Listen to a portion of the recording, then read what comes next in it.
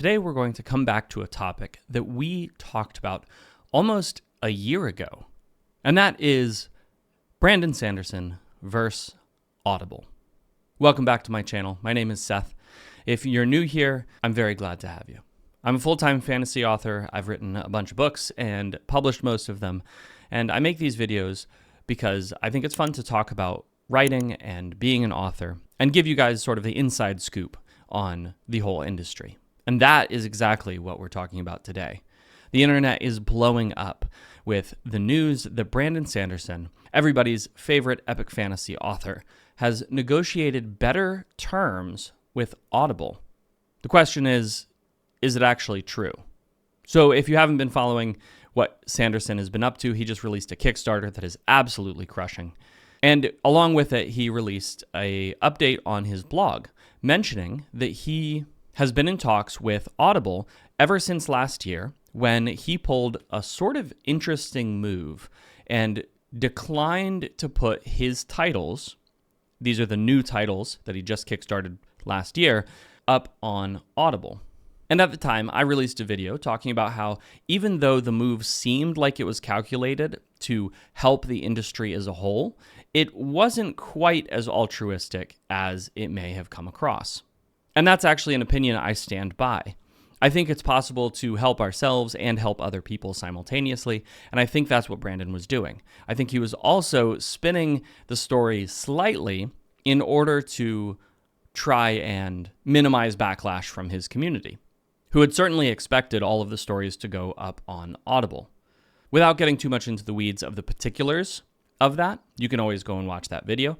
There's been an update, which is that Sanderson has apparently been talking to Audible for the last year, trying to come up with a compromise that will bring his books back to the platform while also getting better royalties and better terms for indie authors and small publishers.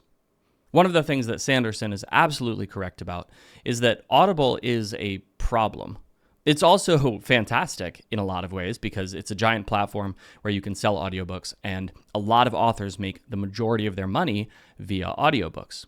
But it's also a problem because there really isn't a competitor. And that means that Audible can gouge everybody, not just the creator of the audiobook, but also the customer who's buying it.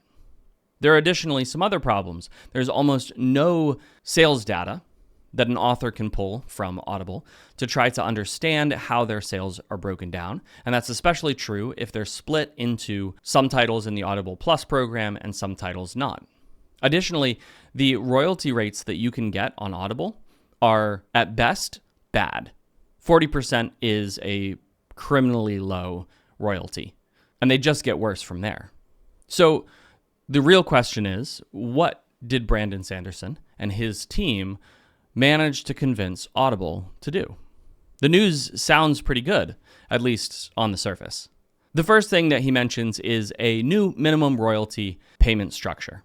And that's really good sounding news. But the reality is that Audible can just keep their maximum royalty at 40% and up the minimum royalty from the 15% that it is now up to 25 or 35, or even just fix it all at 40. There's no promise of increased royalties unless you are on the very low end of the royalty rate, in which case, then it's great because, 40% is a lot better than 15%. But the majority of authors I know are already at 40% because they're Audible exclusive. See, those lower royalty rates are for people who go wide. Whereas if you're Audible exclusive, that is, you only publish your audiobooks through Audible, you're already at 40%.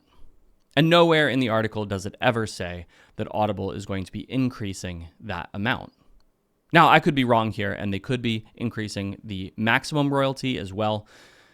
But again, based on the very careful wording in the blog, I don't think that's what's going to happen. So if there's no actual increase in royalties for the mass majority of authors or small publishers, what are we getting? Well, the next two things are actually pretty cool. Sales data coming out of Audible is horrendous.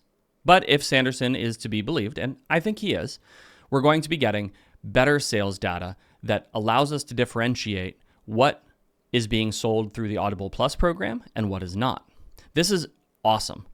Not only because it allows us to better clarify where our royalties are coming from, but it helps give us data on whether or not we should be putting titles in the Audible Plus program in the first place. So really quick, Audible Plus is a program that allows somebody to sign up and then read a whole bunch of different titles for free. Audible pays a lump sum to the author when they put the book in the program to begin with, and then keeps all of the royalties from sales associated. Typically, the term lasts for 2 years, after which Audible will decide whether they want to renew or not. Being able to see that, to see how many of our sales are actually through Audible Plus versus how many are through direct purchase with credits, is a big deal. And so if that's what we're getting, that's a huge win. And then the third big thing that's going to happen is Audible is going to move to a monthly payment structure instead of a quarterly payment structure. I'm guessing that this is going to mirror what Kindle already does, which is fantastic. Getting paid every month allows authors to better track and project their sales, and that is invaluable. So with all of this, I think there's a lot to be hopeful for. However, I do want to point something out. Back in my previous video almost a year ago, I mentioned that what Sanderson was going to do was he was going to keep his titles off of Amazon for a year, making them exclusive through other platforms. And then after that year, he was going to bring them back to Audible, and he was going to get every single benefit that he would have gotten initially, while also getting the benefits of however much he was paid to go exclusive. Because Sanderson is a big enough author that he can do that. And according to this blog post, that is exactly what he is doing. And so while this whole thing is couched in terms of Sanderson fighting for indie authors and for the little guy, which, don't get me wrong, I think he's actually doing, and I think he's genuinely interested in doing. But because of his position as, frankly, an industry giant, he's been able to do that without giving up anything on the back end. In fact, he's been able to do it and make more money than he would have otherwise. At the end of the day, Sanderson represented that this whole fight was about royalties and about how Audible isn't paying creators enough for their work considering what they deliver. And yet he's coming back to Audible without any actual change in the top end of the royalty structure. Who does that benefit? Well, it certainly benefits Audible, and it's good press all around for both Sanderson, who set himself up as a champion of the small guy, and for Audible, who has demonstrated that they can shift and change and make adjustments that are positive for the community. But has anything really changed? All Audible is doing is updating their systems to match what KDP already does. I mean, they're both Amazon. They should have been doing that already. This isn't like we're breaking new ground. It's just that we're starting to get to the place where we should have been starting from already. And if the top end of royalties doesn't actually go up, then what has all of this achieved? Again, besides good press and putting a bunch of money in Sanderson's pocket, which I don't begrudge him. I want to be clear. I think that Sanderson and the team behind him are smart, they are savvy, they know what they're doing. They understand how to spin these stories to generate the maximum amount of goodwill, and that's fine. There's nothing wrong with it. But I do want to bring some clarity and perspective to this issue. This isn't a unilaterally good move for indie creators. I've already talked about how Sanderson is not an indie creator. He has moved beyond that into publishing conglomerate. And though his everyman brand is fantastic, and we could all learn something from it, these moves weren't made just because he wanted to support the community. And that's okay. Hopefully, these changes will open the door to more changes, to better changes, to higher maximum royalty rates in the future. But for now, I wouldn't hold your breath. There's nothing in this blog post that gives me reason to believe that we'll see Audible raising its maximum royalties. But I could be wrong, and hopefully I am.